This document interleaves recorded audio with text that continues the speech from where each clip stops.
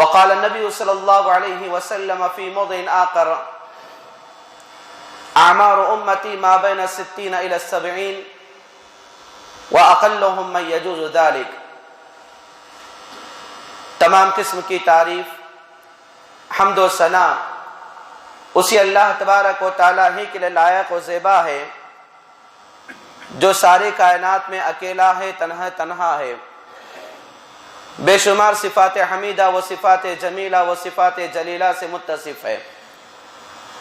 حمد و ثنا اسی اللہ تبارک و تعالیٰ ہی کے لیے ہے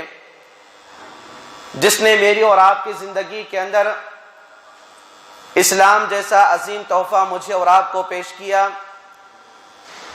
توحید کی زندگی گزارنے کا موقع دیا، اور تعریف اسی اللہ تبارک و تعالیٰ ہی کے لیے ہے جو بلوں میں رہنے والی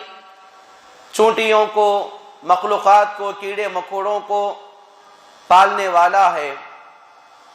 جو پانی میں رہنے والی مخلوقات کی زندگی کی حفاظت کرنے والا ہے، اور آسمان میں اڑنے والے پرندوں کی رزق کی ذمہ داری کو سنبھالنے والا ہے۔ درود و سلام ہو تمام انبیاء علیہم السلام پر، خصوصاً میرے اور آپ کے نبی جناب محمد رسول اللہ صلی اللہ علیہ وسلم پر، کہ جنہوں نے اپنے رب کی طرف سے لاوِ کلام کو اپنی امت تک پہنچایا، جس میں ذرہ برابر بھی کمی نہیں کی اور ذرہ برابر بھی زیادتی نہیں کی، صلی اللہ علیہ وسلم۔ حاضرین جماعت، آپ لوگوں کے سامنے خطبہ مسنونہ کے بعد قرآن کریم کی آیات کو رکھا گیا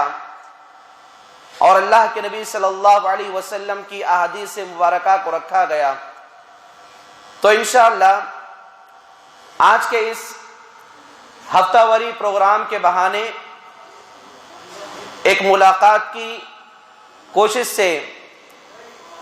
موسم سرما میں ہماری عبادتوں کا حال کیا ہوگا، اس کے حوالے سے چند باتیں انشاءاللہ سنانے کی کوشش کی جائے گی۔ سب سے پہلی بات تو یہ ہے کہ اللہ تبارک و تعالیٰ دنیا کے اندر بہت ساری چیزوں کو انسان کی نصیحت کے واسطے بنایا، اور ایسی ایسی چیزیں انسان کے سامنے رکھ دیا کہ اگر انسان ان نعمتوں کو گننا اور شمار کرنا چاہے تو اللہ تبارک و تعالیٰ کا کوئی بھی بندہ اللہ کی نعمتوں کو گن نہیں سکتا۔ وَإِن تَعُدُّوا نِعْمَةَ اللَّهِ لَا تُحْصُوهَا، اگر تم اللہ کی نعمتوں کو گننا چاہو گے تو گن نہیں سکتے۔ تو اللہ تبارک و تعالیٰ کی بے شمار نعمتیں ہیں، ان نعمتوں میں سے ایک نعمت میری اور آپ کی زندگی کے اندر صبح و شام ہونا ہے، دن و رات کے اندر میری اور آپ کی زندگی کے اوقات تبدیل ہونا ہے، یہ اللہ تبارک و تعالیٰ کی بہت بڑی نعمتوں میں سے ایک نعمت ہے۔ اور اللہ تبارک و تعالیٰ بیان فرماتا ہے یقلب اللیل والنہار ان فی ذلک لآیات لأولی الابصار، کہ انسانی زندگی کے اندر جو دن کے بعد رات آتی ہے یا رات کے بعد دن آتا ہے، گویا کہ ایک دن میں رات اور دن کی تبدیلی ہونا یہ عقل مندوں کے واسطے بہت بڑی نصیحت اور عبرت کا ذریعہ ہے۔ اس سے انسان اپنی دنیاوی زندگی کے اندر بہت سارے مواقع کو، نصیحتوں کو حاصل کر سکتا ہے، کیونکہ جیسے جیسے میں اور آپ اپنی دنیاوی زندگی کے اندر یہ دن و رات کی زندگی کاٹ رہے ہیں، یہ میری اور آپ کی زندگی کے خاتمے کی طرف دعوت دیتی ہیں۔ اسی لیے اللہ تبارک و تعالیٰ نے میری اور آپ کی نصیحت کے واسطے دن کو بنایا، رات کو بنایا۔ اور دن و رات کیا ہے؟ ہفتوں میں، مہینوں میں، گھنٹوں میں، سالوں کے اندر کیا ہے؟ تبدیل ہو جاتی رہتی ہے۔ تو ایسی صورت میں اللہ تبارک و تعالیٰ نے میرے اور آپ کے واسطے جو سال کے 12 مہینے بنایا، ان 12 مہینوں میں سے ہمارے پاس 4 موسم آتے ہیں، ایک موسم سرما، دوسرا موسم گرما، تیسرا موسم بارہ، چوتھا موسم خزاں۔ موسم سرما جو اب جو چل رہا ہے ٹھنڈی کا موسم، موسم گرما جو دھوپ کے مہینے کو، دھوپ کے ایام کو کہا جاتا ہے، اور موسم بارہ بارش کے مہینے کو کہا جاتا ہے، اور موسم خزاں جہاں پر کیا ہے جھاڑوں کے پتے گرتے رہتے ہیں، ہوا اس موقع پر زیادہ ہوتی ہے۔ تو پورے سال کے 12 مہینوں کی یہ 4 موسم ہوتے ہیں۔ جب یہ سال کے یہ 4 موسم آتے ہیں تو گویا کہ انسان کی زندگی کے اندر کچھ تبدیلی ہو رہی ہے۔ اب اسی موقع پر ہم دیکھیں، گرمی کے موسم میں دن بڑا ہوتا ہے، رات چھوٹی ہوتی ہے۔ سردی کے موسم میں دن چھوٹا ہوتا ہے، رات بڑی ہوتی ہے۔ بارش کے موسم میں دن اور رات دونوں برابر کے ہوتے ہیں، اور ہواؤں کے موسم میں دن اور رات کے اندر تھوڑی بہت تبدیلی ہوتی ہے۔ تو یہ تمام کی تمام چیزیں انسان کے لیے جو کلائمیٹ بتائی جاتی ہیں، آب و ہوا جو ماحول بتایا جاتا ہے، اس کے اندر انسان کی بہت بڑی نصیحت دی جاتی ہے۔ تو ان میں سے آج انشاءاللہ ہم مختصر وقت میں بات کریں گے موسم سرما کے بارے میں، کیونکہ جس کو ہم کہتے ہیں سردی کا موسم یا ٹھنڈ کے دن، جس کے اندر کیا ہے ہمارے لیے ہوا ٹھنڈی ہو جاتی ہے، ماحول ٹھنڈا ہو جاتا ہے، دن چھوٹا ہو جاتا ہے، رات بڑی ہو جاتی ہے۔ تو ایسی صورت میں ایک مسلمان کے لیے قرآن و حدیث کی روشنی میں ان ٹھنڈ کے موسم میں، ان موسم سرما کے اندر کیا کرنا چاہیے، اور اسلاف اپنی دنیاوی زندگی کے اندر کس طرح زندگی گزارا کرتے تھے، وہ آپ لوگوں کے سامنے سنائی جائیں گی۔ سب سے پہلی بات مختصر طور پر آپ لوگوں کے سامنے اس بات کی میں وضاحت کروں کہ آج کا جو دن ہے ہمارے پاس، یہ دن سردی والے دن ہوتے ہیں۔ ان دنوں کے اندر ٹھنڈک بڑھ جاتی ہے، پانی بھی ٹھنڈا ہوتا ہے، ماحول، کلائمیٹ، آب و ہوا، ہر چیز ٹھنڈی ہو جاتی ہے۔ تو ایسی صورت میں ان دنوں کے اندر خاص کر آدمی کے لیے زکام، سردی، کھانسی، اور خاص کر ان دنوں کے اندر آدمی کے لیے باڈی پینس اور وہ کمزوریاں جسم کی جو عام تیسرے 3 موسموں کے اندر نہیں ہوتی، اس موسم کے اندر انسان کے پوری کی پوری کمزوریاں باہر پڑتی ہیں۔ تو یہ موسم ہی ایسا ہے۔ اس کے لیے اسلاف کیا کیا کرتے تھے، اقوال کیا ہیں علماء سلف کے، آپ لوگوں کے سامنے سنایا جائے گا۔ تو سب سے پہلی بات ہم یہ دیکھیں کہ جو موسم سرما ہے، یہ موسم سرما اللہ تعالیٰ کی نعمتوں میں سے ایک نعمت ہے، اور موسم سرما جس کے بارے میں اللہ کے نبی صلی اللہ علیہ وسلم نے اور اسلاف نے اپنی دنیاوی زندگی کے اندر لوگوں کو گرم گرم چیزوں کے استعمال کرنے کے لیے، چاہے کھانے پینے کے معاملے میں ہو یا پہننے اوڑھنے کے معاملے میں ہو، ان تمام چیزوں میں تاکید کیے ہیں۔ اب اللہ کے نبی صلی اللہ علیہ وسلم کی ان احادیث کو دیکھیں جو خاص کر یہ سردی کے موسم ہیں۔ ان سردی کے موسموں میں سب سے بڑا خوش نصیب انسان کون ہے؟ پہلی بات، اللہ کے نبی صلی اللہ علیہ وسلم نے فرمایا، دنیا کے اندر اللہ تبارک و تعالیٰ کے نیک اور خوش نصیب بندوں میں سے ایک ایسا بندہ ہے جو ان ٹھنڈ کے دنوں کے اندر فجر کی نماز کے لیے اٹھتا ہے، اور فجر کی نماز میں اٹھ کر ٹھنڈے موسم میں ٹھنڈے پانی سے وضو کر کے یا کم از کم تہجد کی نماز کی پابندی کے خاطر بھی اٹھ جاتا ہے، تو ٹھنڈے موسم میں ٹھنڈے پانی سے وضو کرنے کے بعد وہ آدمی اللہ تبارک و تعالیٰ کی رضامندی کے لیے اٹھ کر کھڑے ہو جاتا ہے، اپنے بستر کو چھوڑ دیتا ہے، تو اللہ تبارک و تعالیٰ کی باقاعدہ اس کو اللہ کو اتنی عبادت پسند آتی ہے کہ اللہ تبارک و تعالیٰ فرشتوں سے پوچھتا ہے، اے میرے فرشتوں، یہ جو میرا بندہ ان سردی کے دنوں میں پانی ٹھنڈا ہے، کلائمیٹ ٹھنڈا ہے، اور اس کی طبیعت ٹھنڈے پانی کو چھونا نہیں چاہتی، لیکن پھر بھی کھڑے ہو کر میرے لیے عبادت کر رہا ہے، میرا بندہ مجھ سے کیا پوچھ رہا ہے؟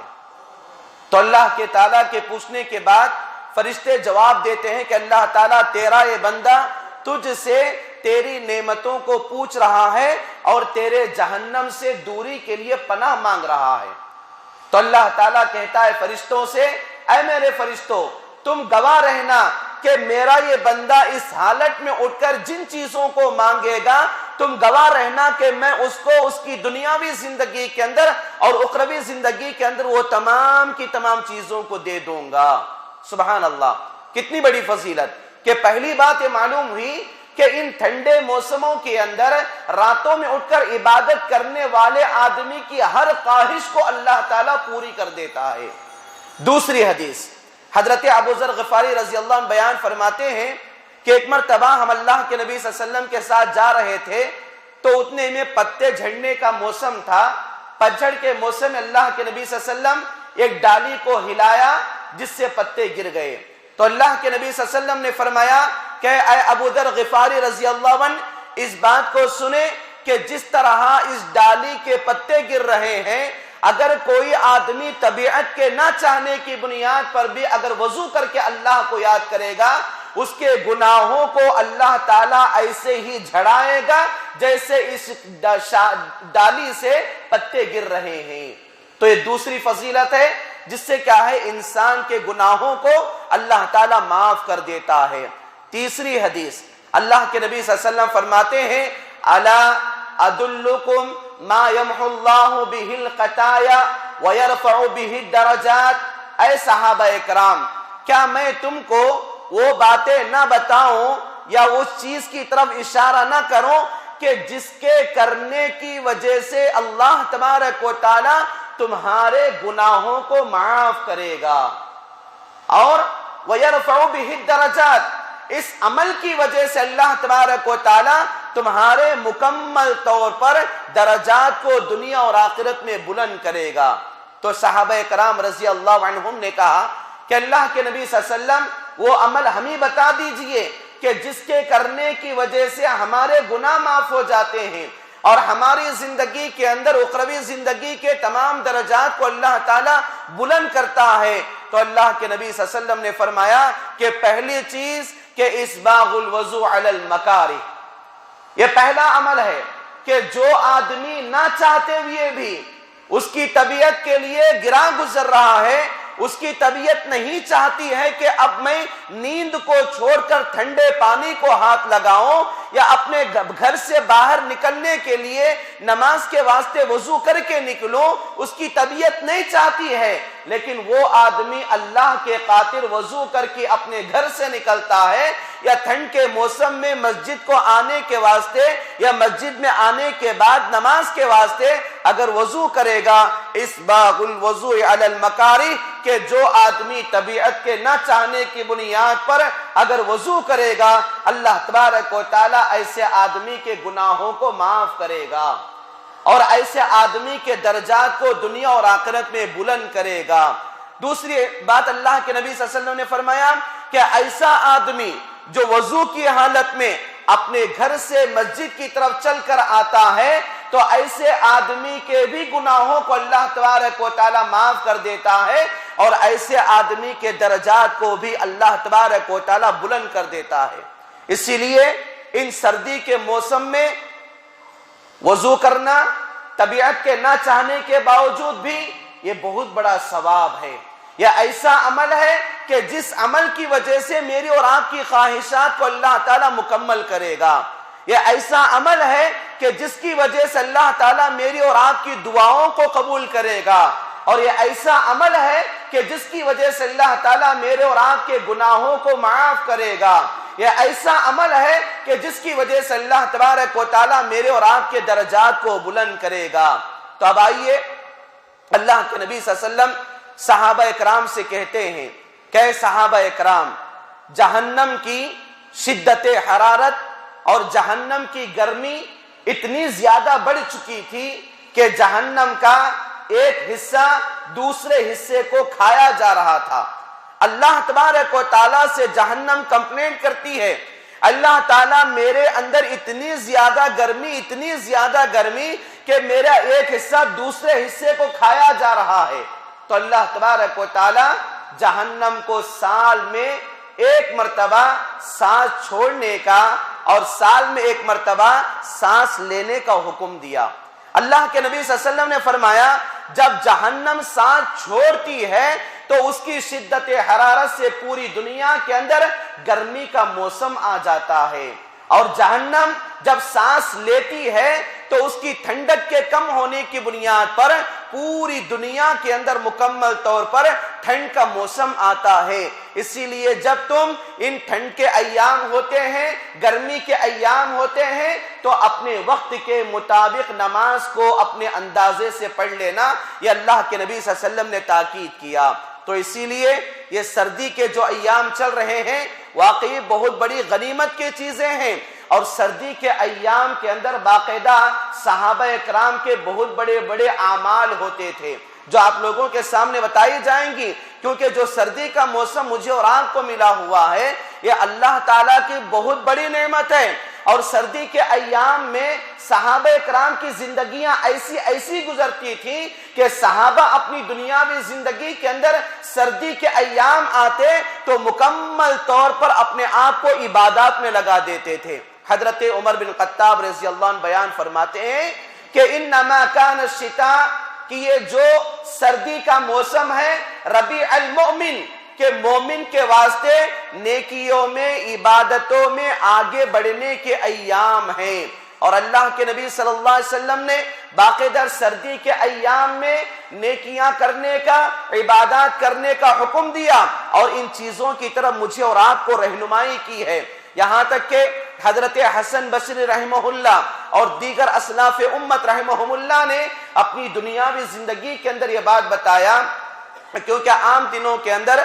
سردی کا موسم جو ہوتا ہے جس کی راتیں لمبی لمبی ہوتی ہیں اور دن کیا ہے مختصر ہوتا ہے، تو صحابہ نے بتایا، سلف نے بتایا کہ لوگوں تم ان سردی کے ایام میں اپنی راتوں کو زیادہ سو کر راتوں کو برباد نہ کرو، کیونکہ اللہ تبارک و تعالیٰ نے اس کی راتوں کو لمبی اس لیے کیا ہے کہ اس کی راتوں میں اٹھ کر تم تہجد کی نماز کی پابندی کرو، اور اس کے دن کو اللہ تبارک و تعالیٰ مختصر کیا ہے روزوں کی پابندی کرنے کے لیے۔ تو گویا کہ صحابہ کا یہ عمل تھا کہ صحابہ اپنی دنیاوی زندگی کے اندر جب سمر کا یہ سرمایہ ہوتا تھا، یہ موسم سرما آتا تھا، تو موسم سرما میں دن میں روزہ رکھا کرتے تھے اور راتوں میں تہجد کی نماز کی پابندی کرتے تھے۔ اور میڈیکل کے اعتبار سے میں اور آپ رات میں کتنی دیر سونا ہے؟ کم از کم 4، 5 یا 6 گھنٹے،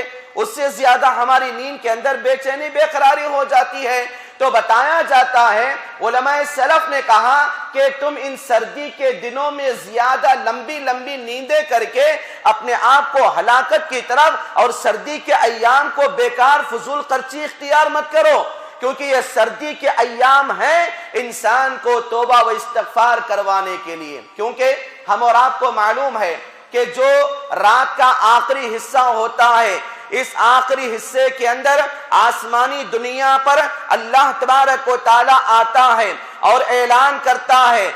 کوئی میرا بندہ جو میں اس کی پریشانیوں کو میرے سامنے رکھے، میں اس کی پریشانیوں کو دور کرنے کے لیے تیار ہوں، ہے کوئی میرا بندہ جو اس کی بیماریوں کو، قرضوں کو، مصیبتوں کو میرے سامنے رکھے، میں اس کی بیماریوں کو، قرضوں کو، مصیبتوں کو دور کرنے کے لیے تیار ہوں۔ یہ اللہ تبارک و تعالی ہر دن رات کے آخری حصے میں آسمانی دنیا پر آ کر اعلان کرتا ہے۔ اسی لیے یہ جو ایام چل رہے ہیں، ان ایام میں ہم عشاء کی نماز بھی جلدی پڑھ لیتے ہیں، اور باقاعدہ رات کا کھانا بھی میرا اور آپ کا جلد ہو جاتا ہے، اور رات کے کھانے کے بعد جو گھر میں عام طور پر بیٹھک ہوتی ہے، کچھ لین دین کی باتیں ہوتی ہیں یا اچھی بری جو باتیں ہوتی ہیں، یہ سب شیئر کرنے کے بعد وقت ابھی ہمارے پاس بہت زیادہ بچا رہتا ہے، اور باقاعدہ ایسی ہوتی ہے جیسے ابھی ہم مغرب کی نماز 6 بجے پہلے پڑھ لیے، تو 6 بجے مغرب کی نماز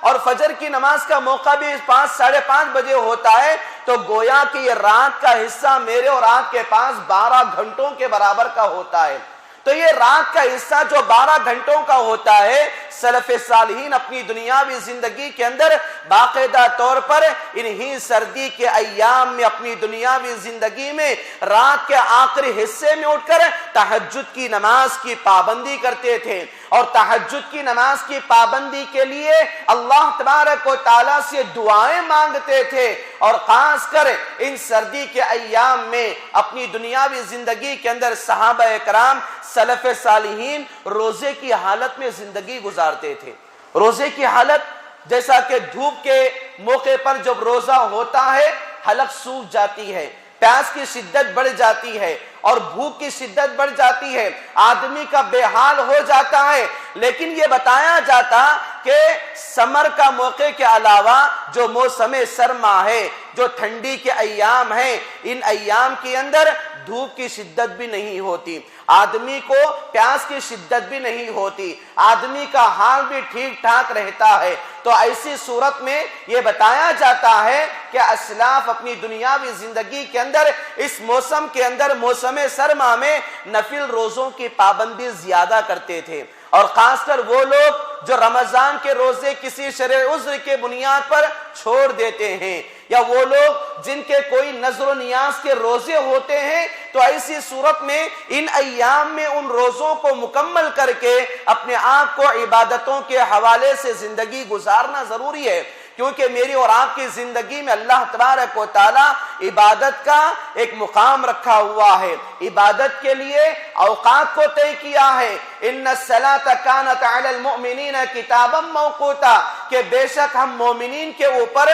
وقت مقررہ کے مطابق نماز کو فرض کیا ہے۔ تو ایسی صورت میں عبادات کے معاملے میں خاص کر یہ موسم سرما میرے اور آپ کے لیے عبادت کا موسم ہے۔ یہ خاص کر موسم سرما میری اور آپ کے لیے اللہ تعالیٰ سے جوڑنے کا موسم ہے۔ یہ موسم سرما مجھے اور آپ کو گناہوں سے معافی مانگنے کا موسم ہے۔ یہ موسم سرما مجھے اور آپ کو اللہ تعالیٰ سے تعلقات کے مضبوط کرنے کا موسم ہے۔ یہ موسم سرما مجھے اور آپ کو اللہ تبارک و تعالیٰ کے پاس دنیا اور اخروی زندگی کے اندر درجات کے بڑھانے کا مہینہ ہے، اور یہ موسم سرما انسان کو اپنی دنیاوی زندگی کے اندر حقیقی معنوں میں ایمان کی آزمائش کا مہینہ ہے۔ ایمان کی آزمائش کیسے؟ کہ اب میرا دل یہ چاہتا ہے، مثال کے طور پر ابھی ٹھنڈ زیادہ ہے، بستر نرم گرم ہے، چلو سو جاتے ہیں۔ اللہ کا یہ اعلان ہے الصلاۃ خیر من النوم، یہ اعلان ہے کہ نیند سے نماز بہتر ہے۔ اب ہم اللہ کا اعلان سنیں گے یا اپنے دل کی بات کو سنیں گے؟ تو گویا کہ ایک آدمی ایسے موسم میں جبکہ اس کا دل، اس کا بستر اس کو چھوڑنے کے لیے تیار نہیں ہو رہا ہے، تو اپنے ایمان کو مضبوط کرنے کے خاطر اپنے ایمان کا تقاضا انسان کو یہ بنتا ہے میں اپنے دل کی بات کو چھوڑ کر اللہ کی بات کو سنوں۔ یہی میرے اور آپ کے لیے ایمان کے جگانے کا یہ موسم ہے۔ یہ موسم سرما حقیقی معنوں میں مجھے اور آپ کو ایمان کے تقاضوں پر عمل کرنے کا مہینہ ہے۔ اسی لیے حضرت عمر فاروق رضی اللہ عنہ اپنی دنیاوی زندگی کے اندر صحابہ کرام کے درمیان اعلان کیا کرتے تھے، اور عام مسلمانوں کے درمیان کہا کرتے تھے کہ اے لوگو، اب ہمارے درمیان موسم سرما، یہ ٹھنڈی کے ایام آ رہے ہیں۔ یہ ٹھنڈی کے ایام انسان کے لیے بڑا دشمن ثابت ہوتی ہیں،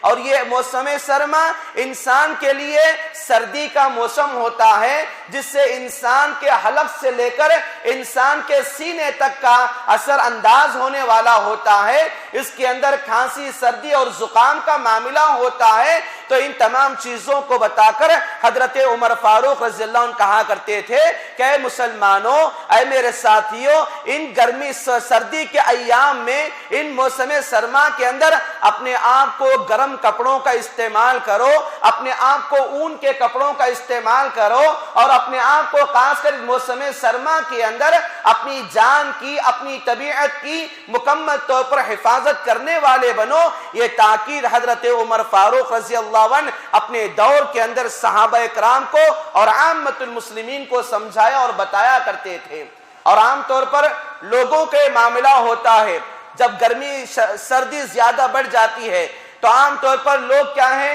بیڑی کا، سگریٹ کا عادی لوگ کہتے ہیں کہ چلو اب ٹھنڈ زیادہ ہو چکی ہے، اب بدن میں گرمی حاصل کرنے کے لیے کچھ بیڑی سگریٹ کو استعمال کر لیں، کچھ گٹکے کا استعمال کر لیں۔ علماء سلف نے اپنی دنیاوی زندگی کے اندر بتایا کہ اگر کوئی آدمی جس طرح موسم سرما کے اندر ایک بہانہ بنا کر سردی کو کم کرنے کے لیے اپنے جسم کو گرم کرنے کے واسطے حرام چیزوں کا استعمال کرتا ہے، گویا کہ وہ اللہ تبارک و تعالیٰ کی نافرمانی کرنے والا بن جائے گا۔ تو عام دنوں کے اندر بھی یہ چیزیں حرام ہیں، تو موسم سرما کے اندر بھی اپنے جسم میں گرمی کی حرارت کو پیدا کرنے کے لیے ان چیزوں کا استعمال کرنا بدرجہ اولا حرام ہو جاتا ہے۔ اسی لیے میری اور آپ کی زندگی کے اندر ہم کو اللہ تعالیٰ نے جو موسم سرما دیا، اس موسم سرما کو غنیمت جانے۔ اس موسم سرما کے لیے اسلاف کا یہ پیغام تھا کہ اس موسم سرما کی راتیں لمبی ہوتی ہیں قیام کرنے کے لیے اور دن چھوٹا ہوتا ہے روزہ رکھنے کے لیے۔ تو مجھے اور آپ کو اس موسم سرما میں زیادہ سے زیادہ نمازوں کی پابندی کرنا چاہیے، عبادات کی طرف مجھے اور آپ کو آگے بڑھنا چاہیے، اور خاص کر 12 مہینوں کے 4 موسم میں انسان سب سے زیادہ جو عبادتوں میں پیچھے ہوتا ہے، انہی موسم سرما کے اندر عبادتوں میں پیچھے ہو جاتا ہے، کیونکہ ٹھنڈ کی شکایت ہوتی ہے اور ٹھنڈ کا موسم ایسا ہوتا ہے کہ اس کا جسم اس کو نکلنے کے اوپر ساتھ نہیں دیتا۔ تو ایسی صورت میں ہماری کئی جماعتیں، کئی نمازیں جماعت کے ساتھ چھوٹ جاتی ہیں، اور ہماری کئی عبادتوں کا جو وقت کی پابندی کے مطابق انجام دینا تھا وہ تمام کی تمام چیزیں چھوٹ جاتی ہیں۔ اصل حقیقت تو یہ ہے کہ موسم سرما عبادتوں کا موسم ہے۔ موسم سرما اپنے آپ کو عبادتوں کے تقاضوں کو ادا کرنے کا موسم ہے۔ تو لہٰذا بھائیو، میری اور آپ کی زندگی کے اندر یہ جو موسم سرما ہے یہ بڑی خوش نصیبی کی بات ہے جو مجھے ملا، آپ کو ملا۔ اس موسم سرما سے ہمیں غنیمت کو حاصل کرتے ہوئے فائدہ اٹھانا چاہیے۔ آخری بات بتا کر اپنی بات کو ختم کرو۔ حضرت معاذ بن جبل رضی اللہ عنہ کے انتقال کا وقت قریب آیا۔ آپ بارہا اس بات کو سنے بھی ہوں گے۔ معاذ بن جبل رضی اللہ عنہ کے جب انتقال کا وقت قریب آیا تو معاذ بن جبل رضی اللہ عنہ رونا شروع کیے، اور اتنا روئے کہ آپ کی آنکھوں سے آنسو نکل کر آپ کی داڑھی مبارک بھیگ گئی۔ لوگ قریب تھے، لوگوں نے سوال کیا کہ معاذ بن جبل آپ کیوں رو رہے ہو؟ کیا موت کی ہچکیاں اور موت کی سختیوں سے تم ڈر رہے ہو، یا دنیا کے چھوڑے جانے پر تمہارے اوپر غم کی وجہ سے تم رو رہے ہو؟ تو حضرت معاذ بن جبل رضی اللہ عنہ ایسے صحابی جن کو اللہ کے نبی صلی اللہ علیہ وسلم نے کئی بشارتیں ان کی فضیلت کے حق میں دیا ہے، اور ان کو یمن کا گورنر اللہ کے نبی صلی اللہ علیہ وسلم نے بنایا، اور کئی نصیحتیں معاذ بن جبل رضی اللہ عنہ کو توحید کے باب میں بڑی بڑی فضیلتیں، بڑی بڑی وصیتیں حضرت معاذ بن جبل رضی اللہ عنہ کو اللہ کے نبی صلی اللہ علیہ وسلم نے سنائی ہے۔ تو حضرت معاذ بن جبل رضی اللہ عنہ نے کہا کہ اے میرے ساتھیو، میں دنیا کے چھوڑے جانے کے ڈر سے نہیں رو رہا ہوں، اب کی علی اربعین، میں 4 چیزوں کی وجہ سے رو رہا ہوں۔ نمبر 1، میں اس لیے رو رہا ہوں کہ میں جب تک دنیا کے اندر زندگی گزارنے کا موقع ملا مجھے اللہ کی طرف سے، اس وقت تک میری زندگی کے ہر لمحے کے اندر، زندگی کے ہر سال میں گرمی کا موسم آتا تھا۔ تو گرمی کے موسم میں جس موقع پر اللہ تعالیٰ دن کو لمبا کرتا تھا، گرمی کی شدت میں کوئی بھی گرمی کا مہینہ میرے لیے ایسا نہیں گزرا جس کے اندر میں روزے نہیں تھا۔ ہر گرمی کے موسم میں میں روزے رکھا کرتا تھا، اور باقاعدہ طور پر اس گرمی کی شدت کو برداشت کرتے ہوئے بھی اللہ تعالیٰ کو میں یاد رکھتا تھا۔ آج میں اس لیے رو رہا ہوں کہ میری زندگی کے ختم ہونے کے بعد پھر سے دنیا کے اندر موسم گرما آئے گا۔ روزہ رکھتا تھا میں، لیکن مجھے موت آنے کی وجہ سے میں روزہ رکھنے والا نہیں بنوں گا۔ تو مجھ سے گرمی کے مہینے کے یا گرمی کے موسم کے روزے چھوٹنے کی وجہ سے میں رو رہا ہوں۔ اور دوسری وجہ میں اس لیے رو رہا ہوں کہ جب تک دنیا کے اندر میں تھا تو میری زندگی کے اندر ہر سال موسم سرما آتا تھا، ٹھنڈی کا موسم آتا تھا، اور ٹھنڈی کا موسم جب بھی آتا میری زندگی کا ٹھنڈی کا موسم کوئی ایسا نہیں گزرا کہ جس کے اندر میں راتوں میں اٹھ کر تہجد کی نماز نہ پڑھا ہوں۔ ہر لمحہ میں نے سردی کے موسم میں تہجد کی نماز کو پڑھا، اور سردی کے موسم میں تہجد کی نماز کو میرا شیوا میں بنا لیا تھا۔ میں اس لیے رو رہا ہوں کہ اب میری زندگی کا خاتمہ ہو جائے گا، وقت آ چکا ہے، لیکن میرے بعد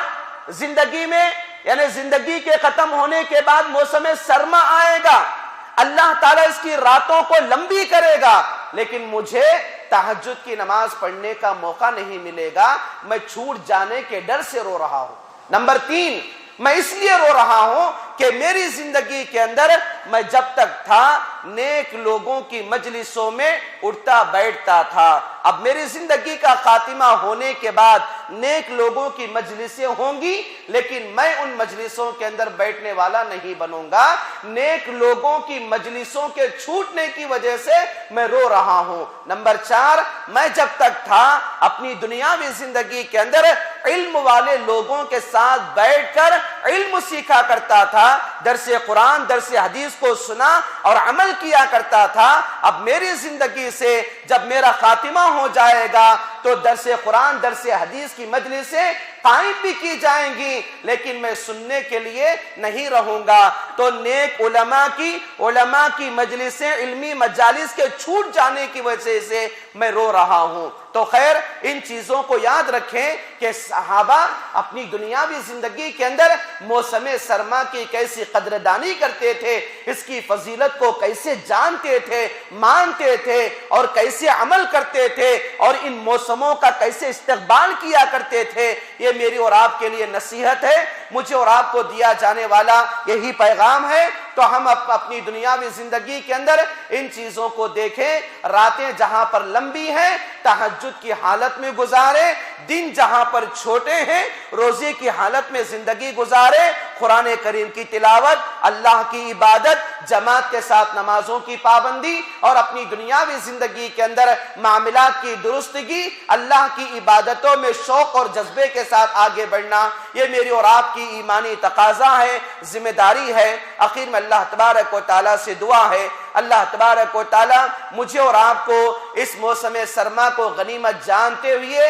ایمانی تقاضوں پر ہمیں عمل کرتے ہوئے مکمل طور پر اس سے فائدہ اٹھانے کی توفیق نصیب عطا فرما۔ اور موسم سرما میں ہمیں جو نصیحتیں قرآن و حدیث کی روشنی میں، صحابہ کی زندگی کے عملی روشنی میں اور اسلاف امت کی نصیحتوں کی روشنی میں ملی ہے، اللہ تعالی ہم میں کے آدمی کو قرآن و حدیث کی یہ باتیں، اسلاف امت کے طریقوں پر ہمیں عمل کرنے کی، ایمان رکھنے کی توفیق نصیب عطا فرما۔ اللہ تعالیٰ اس موسم سرما میں ہمارے اپنے گناہوں کو معاف کروانے کی ہمیں توفیق نصیب عطا فرما، ہمارے درجات کو بلند کروانے کی توفیق نصیب عطا فرما۔ اللہ تعالیٰ ہمیں بخش دے، ہمیں معاف کر دے، اللہ تعالیٰ ہمیں عبادتوں میں آگے بڑھنے کی توفیق نصیب عطا فرما۔ آمین رب العالمین۔ اقول قولی ھذا واستغفر اللہ لی ولکم وما توفیق الا باللہ، والسلام علیکم ورحمۃ اللہ وبرکاتہ۔ سبحانک اللہم وبحمدک، اشہد ان لا الہ الا انت، استغفرک واتوب الیک۔